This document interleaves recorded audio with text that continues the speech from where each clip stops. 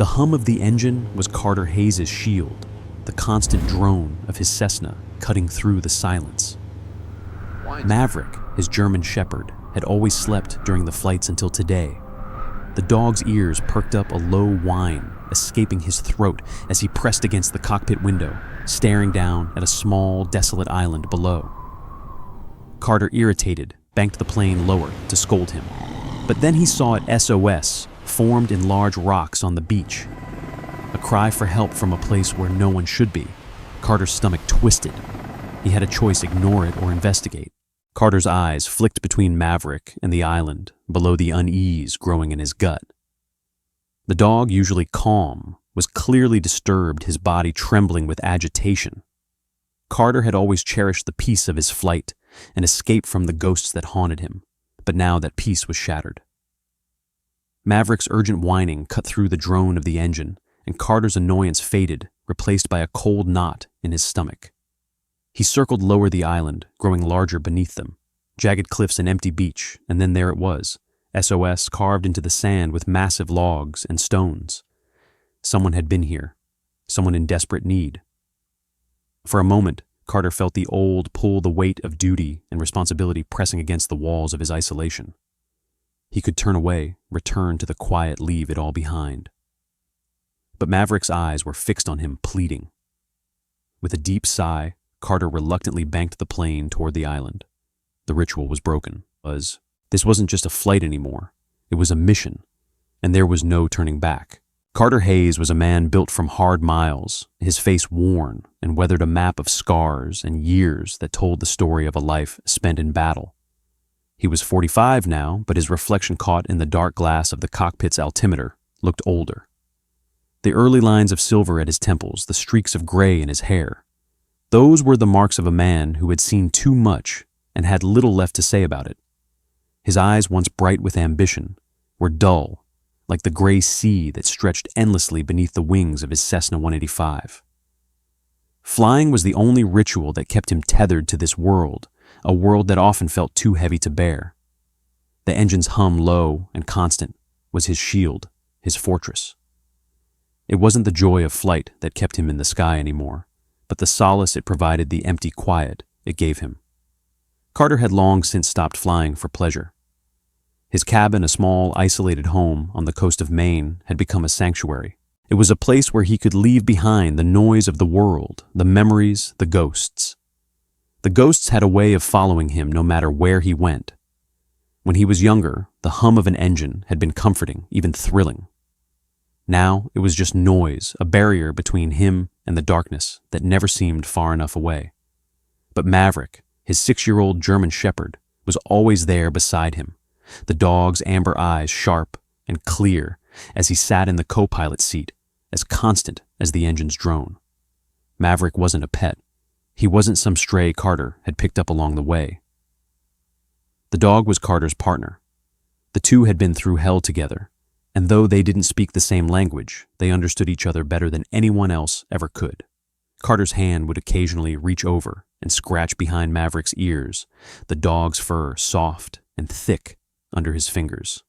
The dog didn't respond with the usual tail wag or playful nudges. No, Maverick's behavior was steady, serious just like Carter's.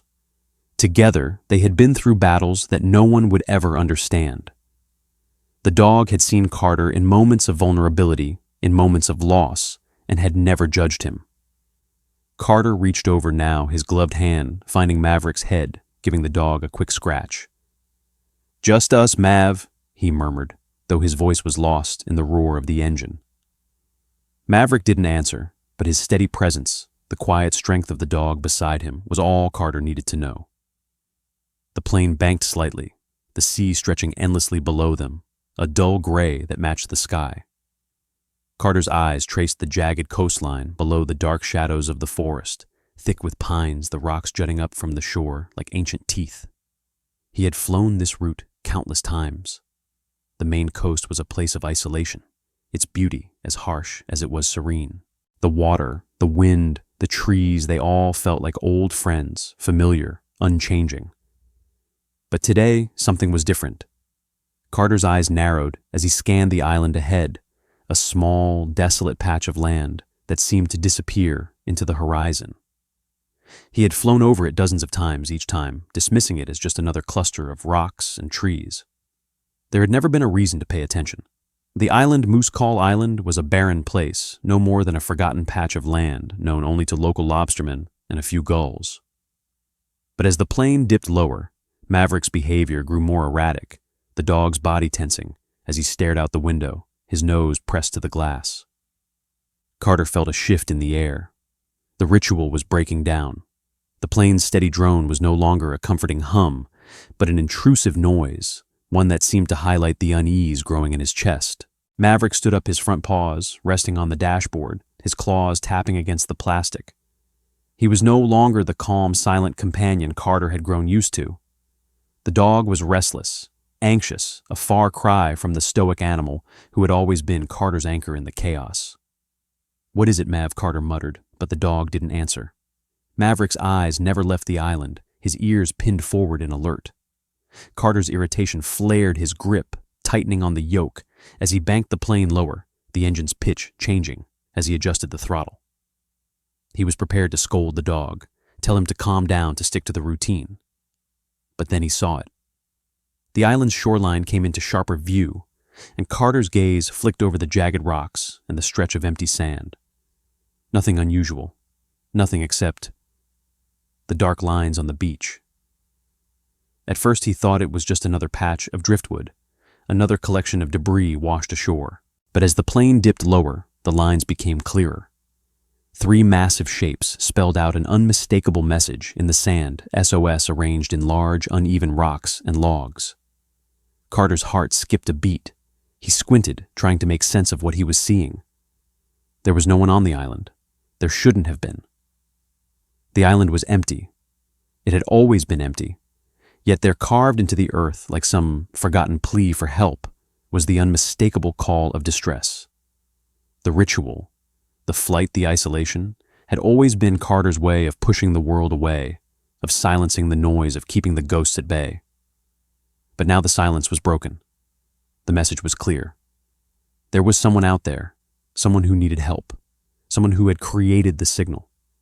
And Carter had a choice: ignore it, fly on, and maintain his distance. Or descend into the island, break the ritual, and face whatever or whoever was out there. For a moment, Carter's mind raced, fighting against the pull of responsibility, of duty. The soldier inside him stirred a reminder of the man he had once been, a reminder of what had driven him away from everything he had known. He didn't want to get involved. He didn't want to face whatever nightmare was waiting below. But Maverick's behavior, his desperate, insistent barking, drove the final nail into his resolve. The dog was unrelenting, staring at him with wide eyes that seemed to say, "This is it, Carter. This is where you need to go."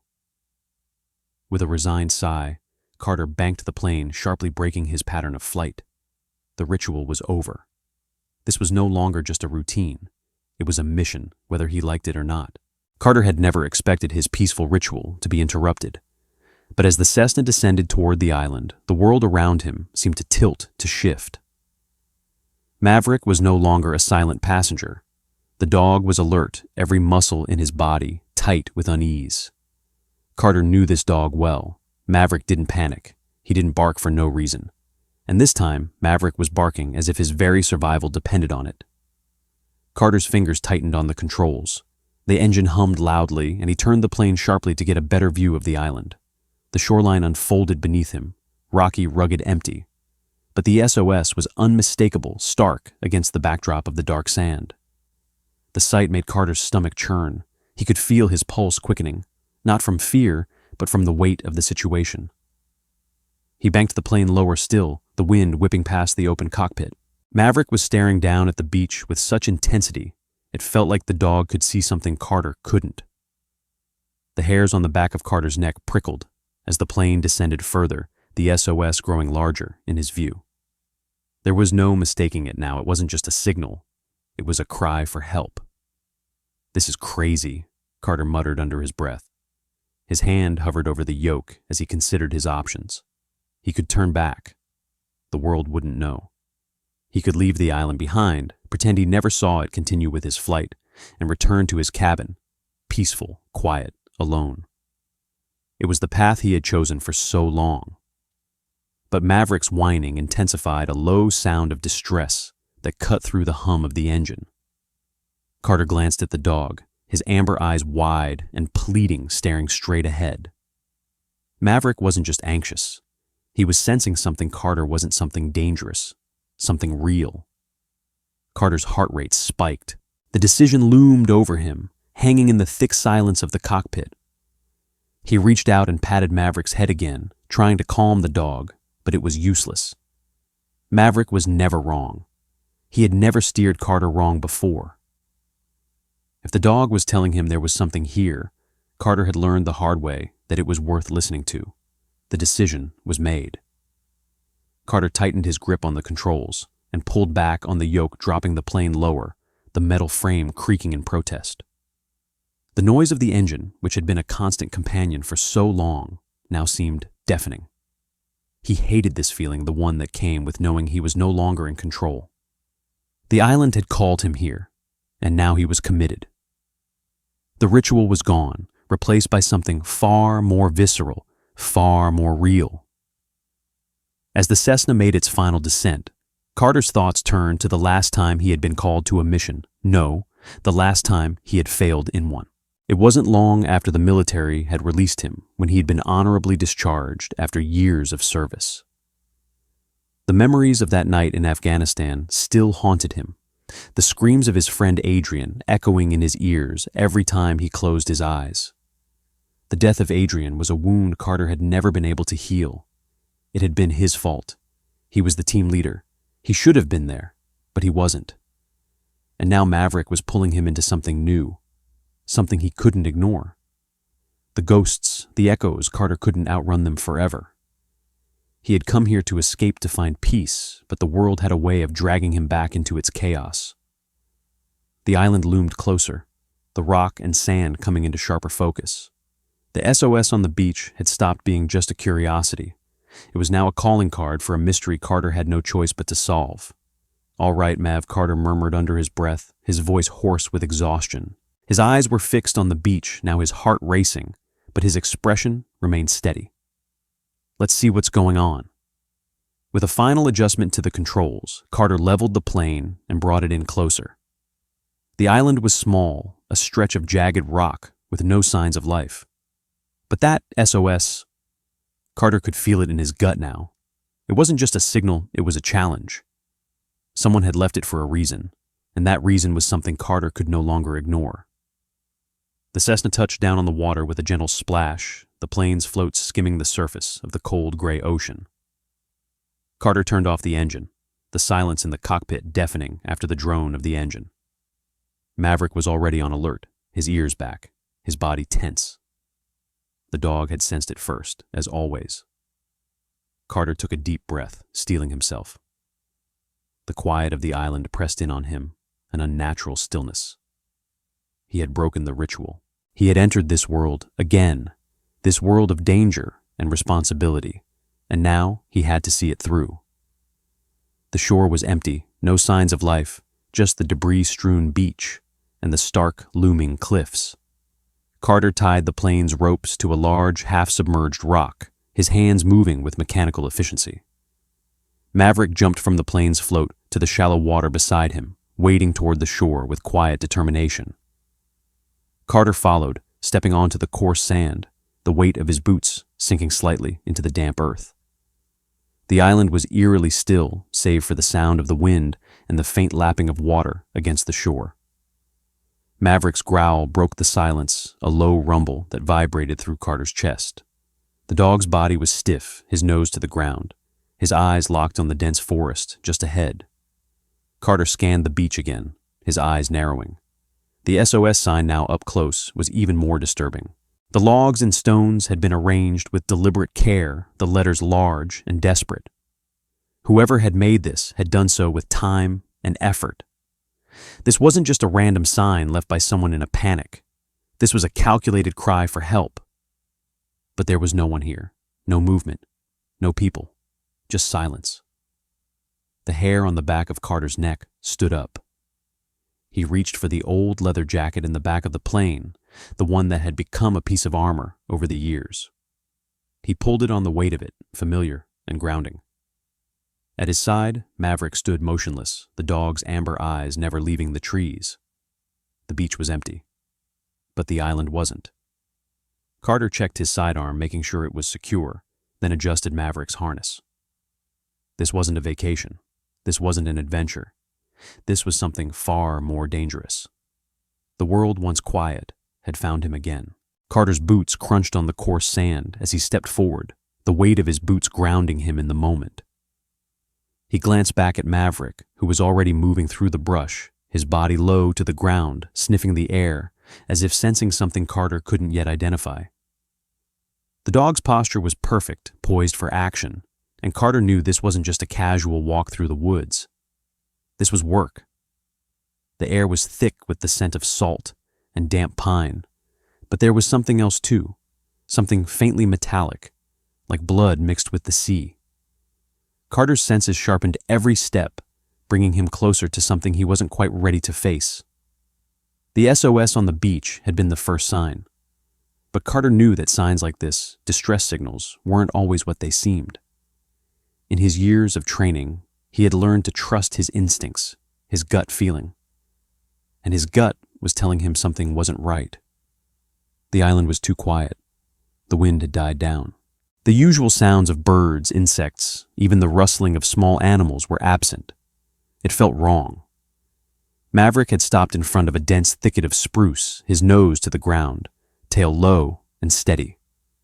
Carter stepped up behind him, his breath steady, his eyes scanning the surrounding woods. There were no signs of movement, but the hairs on the back of his neck stood on end. He wasn't just looking for a person or a threat. He was looking for anything out of place, anything that didn't belong. A snap of a twig. It was faint, barely perceptible, but Carter caught it, his instincts kicking in. He immediately dropped into a crouch, reaching for his sidearm. Maverick's amber eyes flicked up at him, a silent command to stay alert. The forest seemed to press in on them, the towering trees and dense foliage blocking out the light and adding to the feeling of being trapped, isolated. Carter could feel the tension building in his chest, a knot of unease tightening with each passing second. He moved forward, his eyes focused on the small game trail that snaked through the trees. The ground was soft damp from the saltwater mist, and each step was muffled, but Carter didn't take his eyes off Maverick. The dog's movements were as controlled as ever, no wasted motion, no unnecessary sounds. The trail ahead was narrow, barely wide enough for a single person to walk through at a time. Carter's mind began to race, going over the possibilities. Whoever had left the SOS signal was in trouble, that much was clear. But who and why? Was it a trap? Was it a person in distress? Or was it something else, someone trying to lure him in? Maverick's growl cut through the air, a low, deep sound that made the hair on Carter's arms stand up. Carter's fingers tightened around the grip of his gun, his gaze snapping to the dog. Maverick was staring straight ahead, his body tense and rigid. Carter's heart thudded in his chest.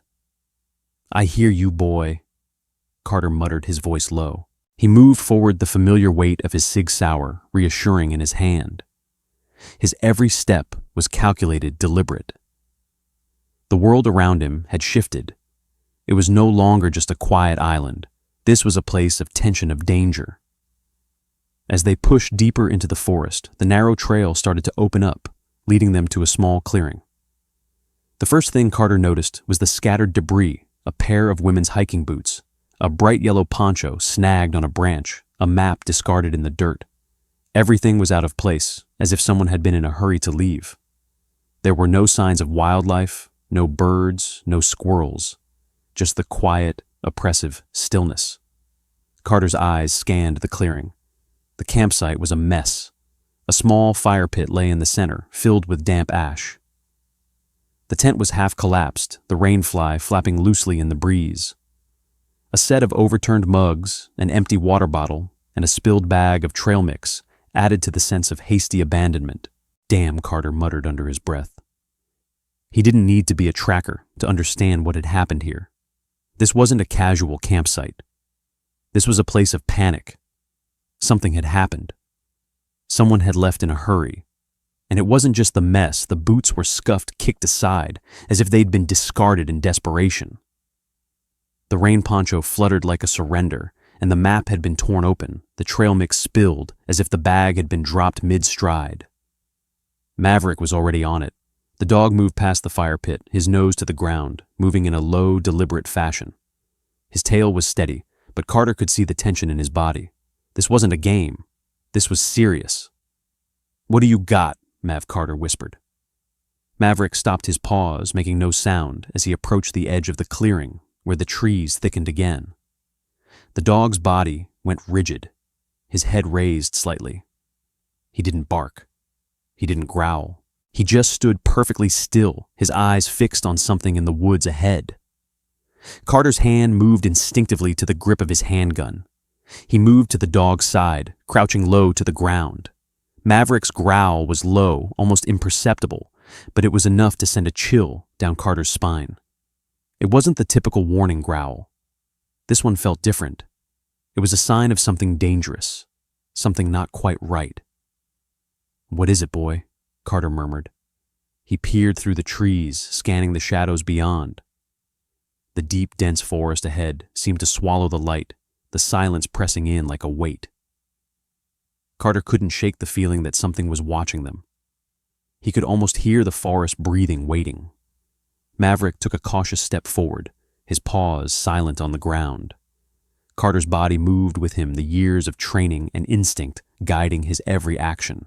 He was back in his element now, no longer a man in search of peace, but a soldier, once again scanning every inch of the surroundings for threats. And that's when he saw it. The flash of something movement in the shadows. "Stay close," Mav Carter whispered, his voice tight. The dog didn't need to be told. Maverick's posture shifted as he moved closer to Carter's side, his body low, ready to spring into action at any moment. They crept forward, Carter's eyes locked on the shadows, his senses heightened, every sound amplified by the thick silence of the island. The hairs on the back of his neck stood on end. He wasn't alone. And whoever or whatever was in these woods didn't want him here. Carter's heart hammered in his chest as he moved through the clearing, his eyes never leaving the spot where Maverick had frozen. The dog's amber gaze was fixed on something in the trees, but Carter saw nothing. The silence was suffocating, almost unnatural, as if the very island had decided to hold its breath.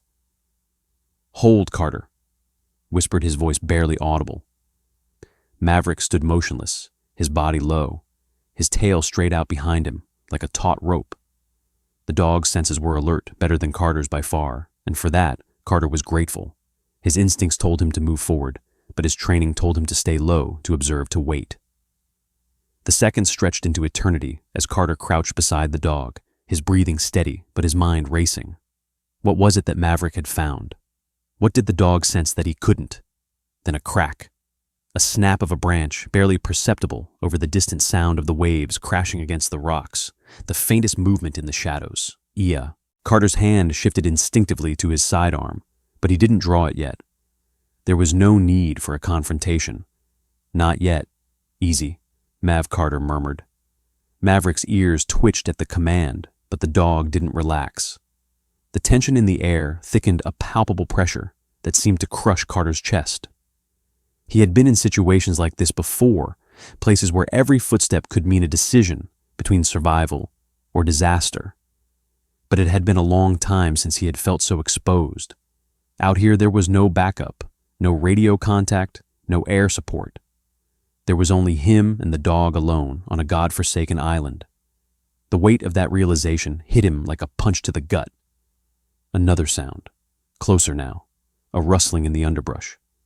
This time Carter's eyes narrowed his senses, honing in on the source. It wasn't just an animal. It wasn't a breeze pushing through the trees. This was a person, or something like it.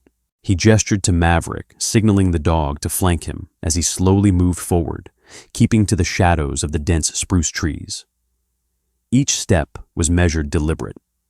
He had learned long ago that being silent was often more important than being fast. The element of surprise was his greatest ally here. He needed to see what was going on before anyone saw him. Maverick moved in perfect sync with him, his paws making no sound on the damp forest floor. The two of them were a well-oiled machine, the dog's heightened senses compensating for Carter's human limitations. Together, they were unstoppable. But the realization that someone or something was ahead, watching them, left Carter with a gnawing unease he couldn't shake. The trail was narrow, winding through the trees with only occasional gaps that gave Carter a clear line of sight. His eyes darted left and right, scanning the shadows. They had come from the clearing, but now the path led deeper into the island, into its heart, where the trees grew thicker, the darkness deeper.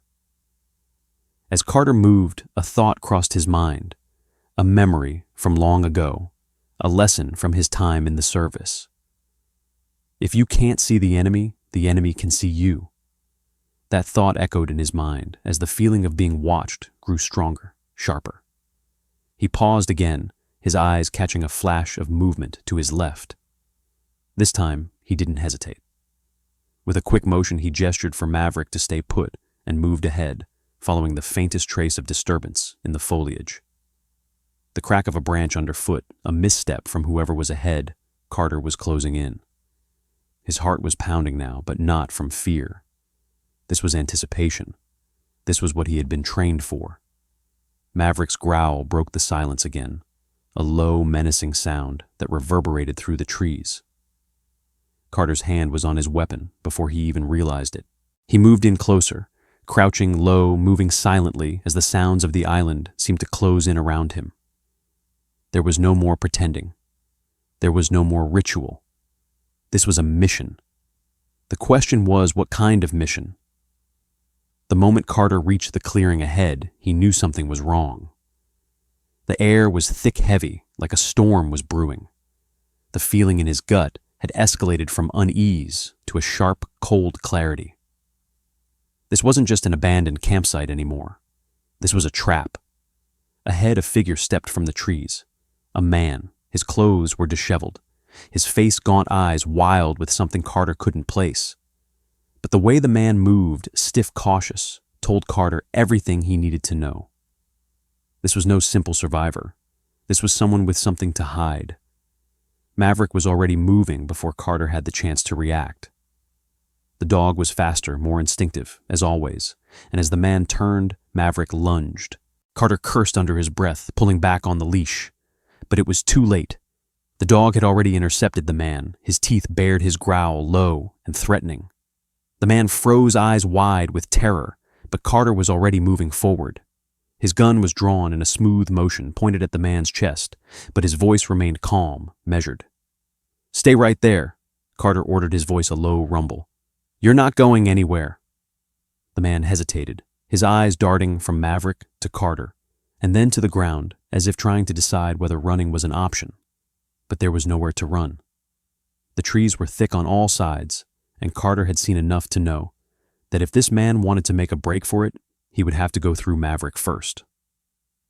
The dog's growl had died down, but Maverick still stood a living wall of muscle and intent. Carter kept his gun trained on the man, his finger tight on the trigger. His instincts told him to stay sharp, but it was the other part of him, the one that had been buried under the weight of years, that recognized something familiar in the man's eyes. Fear, desperation. Carter's breath caught in his throat, but he didn't lower the gun. "Who are you?" he demanded, his voice steady as his mind raced with questions. The man didn't answer immediately, his eyes flicking nervously to the side, and then he spoke. "I'm Evan," he said, his voice hoarse, breaking as he tried to catch his breath. "Evan from the boat. Please, you have to help us." Carter's heart skipped a beat. Evan. The name from the journal. The name from the SOS. It wasn't just a coincidence. And then the full weight of the situation hit Carter. He had walked right into the middle of something far bigger than he had imagined. There was no turning back now. Carter didn't lower his gun, even though the man Evan was speaking with the frantic sincerity of someone who was cornered, someone who had nothing left to lose. The fog of uncertainty still clung to Carter's mind as he scanned the man's face, looking for signs of deception. But all he could see was the raw fear and desperation in Evan's eyes. It didn't match up with the calm, controlled behavior of a man who had been planning a trap. Evan's breath came in ragged gasps, his feverish skin slick with sweat despite the cool air. The way he held himself fragile, hunched over, as if every movement pained him, made it hard to believe this was the same person who had supposedly been part of the operation on the island. But Carter knew better than to trust appearances. He had learned that the hard way, time and time again. "Where's your wife?" Carter asked, keeping his voice level, his gun unwavering. Evan's eyes darted nervously toward the forest. Carter followed his gaze, but the thick woods remained still silent. His grip on the gun tightened. The man was hiding something, but whether it was guilt, fear, or something darker, Carter couldn't tell yet. The world around them felt too quiet, too perfect. The forest seemed to hold its breath, waiting. She's at the camp," Evan said, his voice quivering. "We got separated after the storm hit. I thought I was the only one left." His eyes filled with something Carter couldn't quite decipher.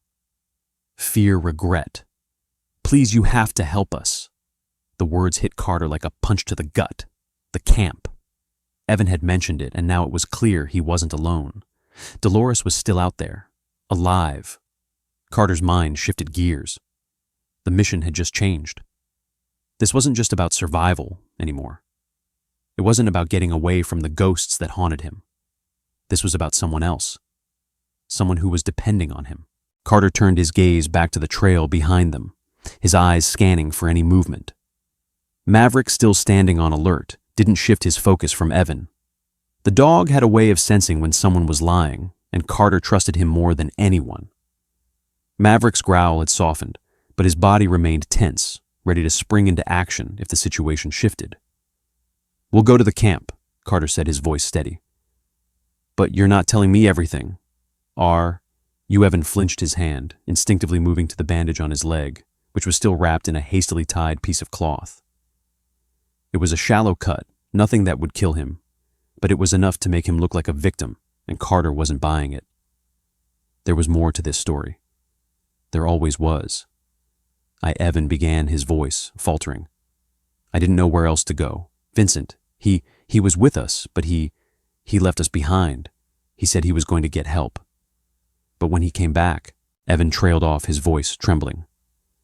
Carter took a step forward, his eyes narrowing. "Who is Vincent?"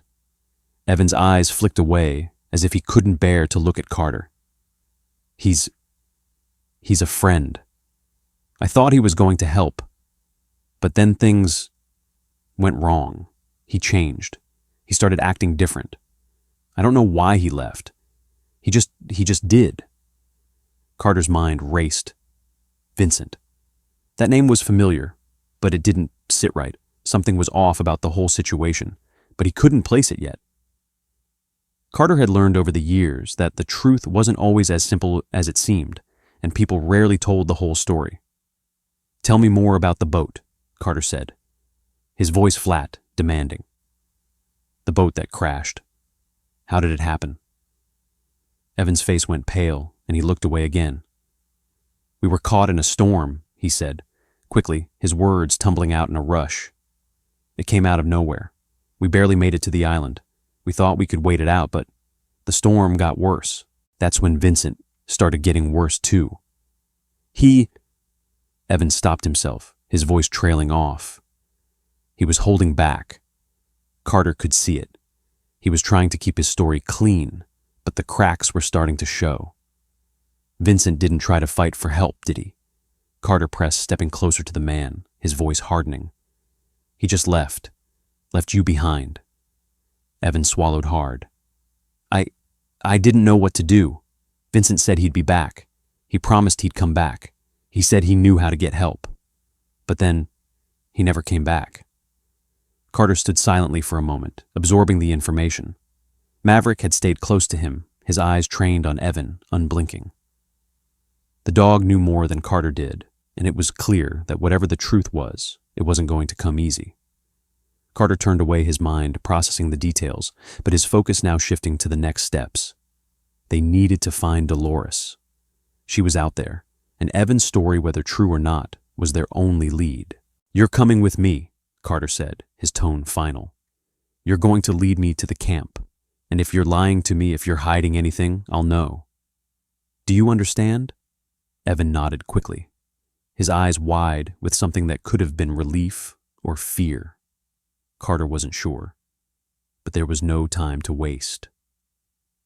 With Maverick leading the way, the three of them moved deeper into the woods, the dense trees swallowing up the path behind them.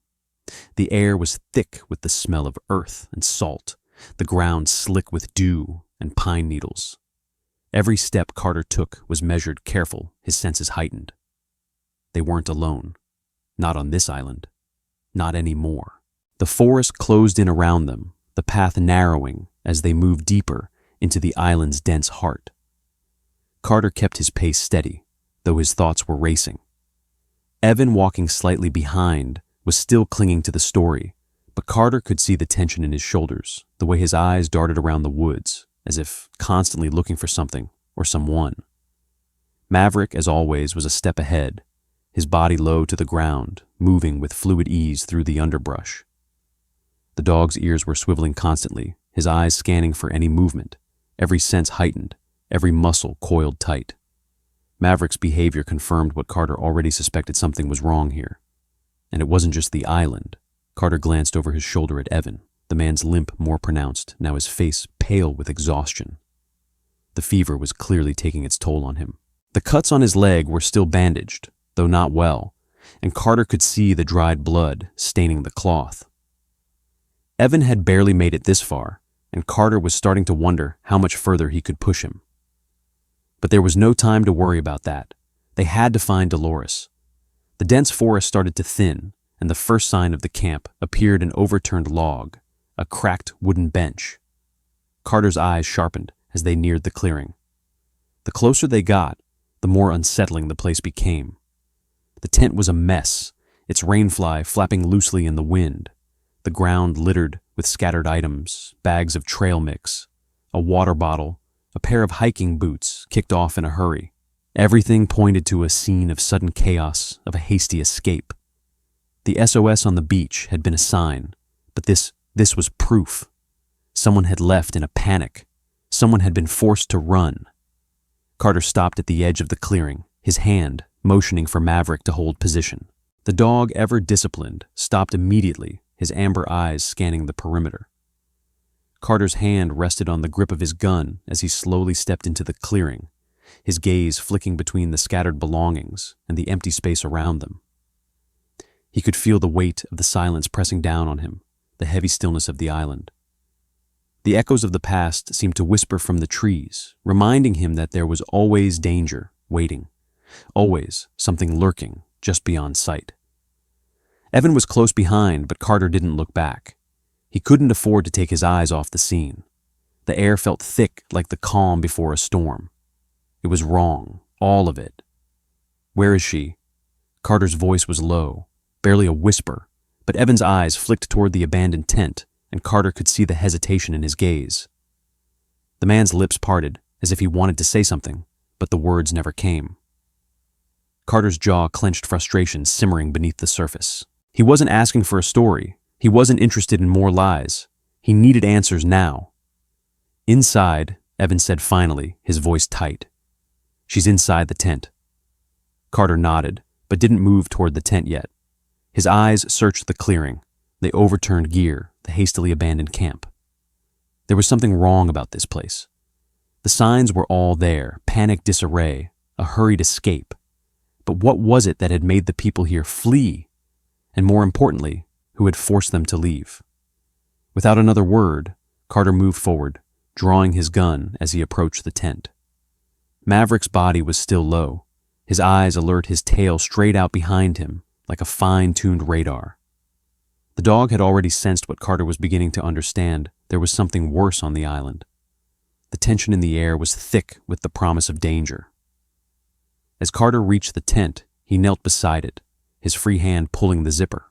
He hesitated for just a moment, the uncertainty of what lay inside creeping up his spine. But there was no choice. He had to know. He had to see for himself. The zipper tore open with a faint ripping sound, and Carter quickly pulled the flap aside. Inside, the sight made his stomach drop. The tent was empty, save for 2 sleeping bags, one blue, one green, both unrolled, but discarded. They were hastily arranged clearly in a rush to leave. A backpack lay nearby, overturned its contents, spilling out across the floor, another sign of the hurried escape. But it wasn't the bags or the scattered contents that hit Carter like a punch to the gut. It was the overwhelming smell, the faint metallic tinge of blood, the sourness of sweat, and the cloying stench of fear. Carter moved inside his boots, making no sound as he stepped carefully over the debris. His eyes flicked to the log that had been dragged into the center of the tent, a log that had been used as a makeshift bench. Something was hidden beneath the yellow rain poncho draped over it.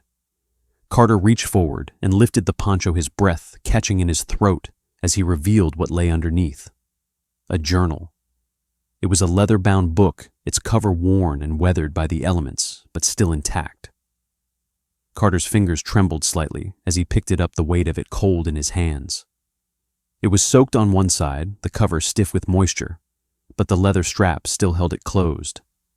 Without a word, Carter held it up to Evan, his gaze steady. "This yours?" Evan's eyes flicked to the journal, and for a moment he froze. Then slowly, he nodded. "It's Dolores's," he said quietly, his voice breaking as he spoke. "She kept a journal. She wrote everything down, what happened after the storm, after we got here. She was trying to stay calm, trying to make sense of it." Carter glanced back at the journal, his mind racing. He could already feel the weight of the answers it held. He didn't need to read it to know that it was connected to the mystery unfolding on the island. But before he could open it, something else caught his attention. A rustling sound from the trees. A low thud. Then a faint groan, a voice cracked barely audible. Carter's head snapped up. Maverick's growl was immediate, a low, rumbling warning. Someone was coming. The air shifted suddenly as Carter's senses went into overdrive. His grip tightened on the journal, but his attention was no longer on the pages. It was on the growing sound of movement from the trees. Maverick's growl deepened, more insistent now. The dog's body was rigid, his posture a clear sign of imminent danger. Carter's heart skipped a beat. "Stay close," he muttered, slipping the journal into his jacket pocket, his hand instinctively reaching for his gun. His pulse was steady, but his mind raced. This was no longer about Dolores and Evan. This was about survival. The rustling grew louder, followed by a low, rhythmic thumping sound. Someone was coming, not walking, but stumbling. A man dragging himself through the underbrush, groaning with every movement. The man was close, too close for comfort. Carter's mind clicked into action. His training, his instincts, they all converged into a single sharp point. The journal, the Camp Evans desperate story, they were all pieces to a much larger puzzle, one that was far from solved. And now the final piece was approaching. The clearing was silent, too quiet. The wind had died down the forest, holding its breath. Maverick's growl shifted low and menacing as the figure stepped into the edge of the clearing, his form a dark shadow in the dim light. "Who's there?" Carter called, his voice hard and commanding, cutting through the tension like a blade. The figure froze, and Carter's grip on his gun tightened, his finger brushing the trigger guard. He didn't want to fire, not yet. But if this man, whoever he was, made a move, Carter would react in an instant. The man staggered forward, his face gaunt, eyes wild. Bloodshot and pale, his clothes torn and covered in dirt, he resembled nothing so much as a desperate animal. He was holding his leg, dragging it as he moved, but the pain didn't seem to stop him. "Please," the man gasped, his voice hoarse. "Please help me. I'm not one of them." Carter's eyes narrowed, scanning the man for any signs of a weapon, any movement that might indicate a threat. But there was nothing. No gun, no obvious signs of aggression. Just the man stumbling in fear, desperate for help. "Who are you?" Carter asked. His voice measured his eyes, never leaving the man's face. He was ready to fire, if needed, but his instincts told him there was something more here, something deeper than just a wounded victim. The man's eyes flicked between Carter and Maverick, his breath coming in short, pained gasps. I'm Evan, the one from the boat, the one who wrote the SOS," he stammered. "Please, I need help." The name hit Carter like a hammer. This was Evan, the same man who had been at the campsite, the one who had claimed to be part of the distress call. And yet, something felt wrong. The man wasn't acting like a victim. His movements were too controlled, too deliberate. His eyes darted nervously as if he was waiting for something. Evan Carter said slowly, his voice even, but filled with doubt. "You don't look like the same man I saw earlier. You're not hurt. You're not as wounded as you say." The man's eyes flashed with something anger, resentment. He quickly looked down at his leg, the blood-stained bandages barely holding together. "It's nothing, a scrape, a wound from when they attacked me." His voice wavered with the words, but the uncertainty in his eyes didn't match his story. Carter stepped forward, keeping his gun trained on the man Maverick watching from his side like a sentinel. "So why were you pretending to be injured?" Carter pressed his voice cold and cutting. "You don't have a real wound. You were faking it, playing the victim." The man's face twisted, the mask of fear slipping for a moment, replaced by something darker. "I had to," Evan snarled, his voice growing sharper, more desperate. "I had to get you to help. You were my only shot. You're the only one who can save me." Carter's jaw clenched as the pieces began to fall into place. This wasn't a victim. This wasn't someone lost in the woods. This was a man with a plan. A man who had used the fear and the chaos of this island to manipulate Carter to get him to drop his guard. "You're not just a victim, are you?" Carter said, his voice low and dangerous. Evan's face twisted in rage. "No, I'm not. I'm a survivor." He took a step forward, his hand shaking as he reached for Carter. "You don't understand. You have no idea what's happening here." But Carter didn't let him get any closer. Maverick was already moving, his body springing into action before Carter even had the chance to react. The dog launched at Evan, his teeth bared a snarl in his throat. Evan barely had time to raise his hands in defense before Maverick slammed into him, knocking him off his feet, sending him sprawling to the ground. Carter moved fast, his gun already drawn, keeping the man pinned with his gaze. "Don't move," he commanded, his voice low and deadly. Evan scrambled to get up, his leg buckling beneath him as he tried to push himself up from the dirt. His breathing came in ragged gasps, his face contorted in both pain and fear. "You don't understand," he muttered again, his voice shaking. "They're coming back. They're coming for us, for all of us." Carter's mind was spinning the pieces of the puzzle, coming together in disjointed, jagged fragments. The men who had attacked them, the ones Evan had talked about, the ones who were still out there. The connection to the journal, the desperation, the lies. And now this Evan's attempt to manipulate the situation to his advantage. Maverick, Carter said, his voice sharp as the dog stood over Evan, a perfect guard. "Hold him." Maverick didn't hesitate.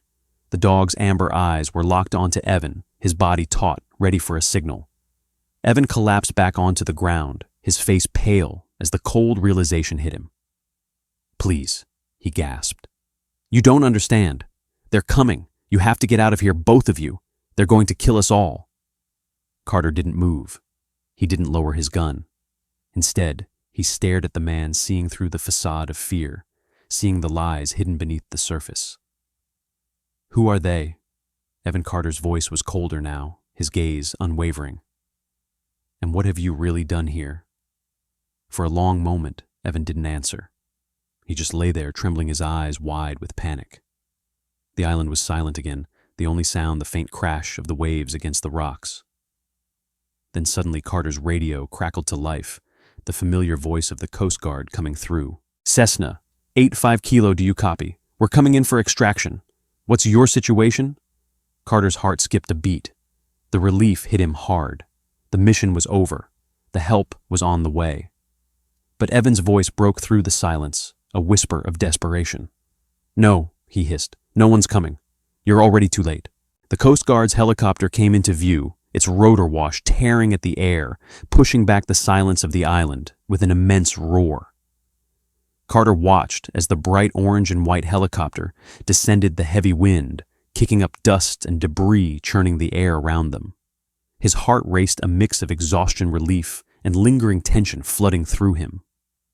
Maverick stood beside him, his amber eyes never leaving Evan, who was still on the ground, panting, his face twisted in a grimace of desperation. Carter didn't trust him anymore, not fully, but the truth was undeniable. The island was no longer a place of peace. It had become a battlefield, a place where lives were lost and betrayals festered. Carter's fingers tightened around his gun, but he didn't raise it. The Coast Guard was here now, and Evan's part in this was done. What had started as a rescue mission had become something darker, something Carter hadn't anticipated, but it was over. The ghosts of his past, the ones that had haunted him for years, were no longer a part of his fight. The island had become just another chapter, one he would close and leave behind. The helicopter touched down a few feet away, the noise nearly deafening as the crew quickly jumped into action. Medics were already at the plane, assessing Evan and Dolores, checking their wounds, offering them relief. Carter took a step back, allowing them to work. The two survivors no longer a burden, but people who had lived through something that had nearly destroyed them. Carter's gaze lingered on Dolores for a moment. She hadn't looked at him when they had landed. Her eyes were locked on her husband, checking on him, speaking to him in soft, urgent tones. But Carter knew. He knew that her gratitude was not something he could easily accept. She would never truly see him for what he was, her rescuer, the one who had brought them to safety. She would see him only as the man who had failed others, as the man who hadn't been able to save his friend Adrian. And that was enough.